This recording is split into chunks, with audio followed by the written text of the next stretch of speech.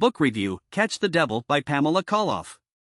In this book, the writer brings to light the story of a man whose reputation as a jailhouse informant was less a moral crusade and more a crafty deception that twisted the American criminal justice system.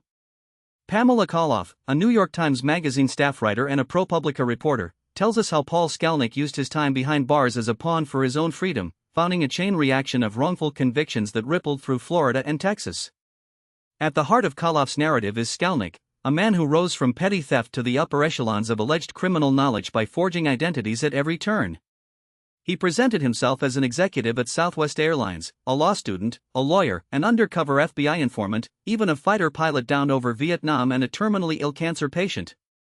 These false personas were more than clever CV tricks, they were weapons, allowing him to slip by legal staff and gain the attention of investigators desperate for turning points in their cases. The BCC, Selection of Facts / Among the crimes that punctuated Skalnick's life were grand larceny and the sexual abuse of a 12-year-old girl. Upon conviction, he did not simply accept a sentence, instead, he crafted a deal. Skalnick would reach out to investigators, offering the knowledge of wholly fabricated inmate confessions. In exchange, he begged for reduced sentences, a promise of leniency that was rarely met with scrutiny. This revenge strategy was not incidental, it was methodical. Between 1978 and 1987, Planet 2, according to Colloff's thesis, he notified law enforcement that he had inadvertently heard prison confessions, a chain that reportedly took 34 individuals to the gallows, or at the least, state prisons. 4 of those placed were on death row, a chilling testament to how fabricated testimony can precipitate death penalty prosecutions. Colloff's book decides to trace not only Skalnick's self-made narrative but also the ripple effect on victims and enablers. She highlights the individuals whose lives were turned upside down by thieves that the cop intended to bury. The wave continues, with police and administrators perpetually drawn into a support structure that relies on informational exploitations. The especially gruesome case the book centers on is the murder of a 14-year-old girl named Shelley Baggio. In 1985, near Seminole, Florida, Baggio and a friend were pulled over by 3 men. The next day, investigators found Baggio's naked body stabbed 31 times, an event that shook the local community.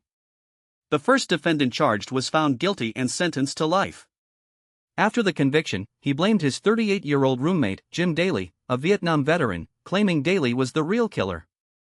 The police, however, had little evidence implicating Daly. Interviewed by Colloff, an investigator named Halliday limited his operatives to oblique questions. The word was out Jim Daly's case needed a snitch, she graphs. He arrived at a jail cell considering the last shot, and in order to confirm this theory, a noble, hopeful, they urged, it wasn't a case of confession alone, but a manufactured one. This chaotic chain set the stage for a blurred line between justice and delusion. The book invites us to consider the larger question: how fragile is a justice system that readily accepts the testimony of a convicted felon? By erecting an accountability index that allows a formerly wronged individual to set his own new path in justice-crushing or offers of ease changement, it indicates a perilous moral compass. By combining investigative journalism with narrative storytelling, Colloff gives her audience a comprehensive view that lands in the painful interplay between crime, compliance, and how past generations of hope may find themselves loose conflicts. The trilogy never simply takes in a single story, instead, it builds a tapestry of real people whose lives were rearranged by a sly con man constantly manipulating a system that had earned the wages. That is the catch of the devil, it is his multiplication of power and claws and the tearly conscience that can be coerced into academia. The resounding threat that Colloff looks at forces us to think about presents tainted prosecutorial persuasion. The reality set onto the internet that these confessions cannot be nor used as an easily acceptable thresholds result. Thank you for listening. If you want to dive deeper into how misinformation and justice intersect in America's past, hit the link below for the full analysis.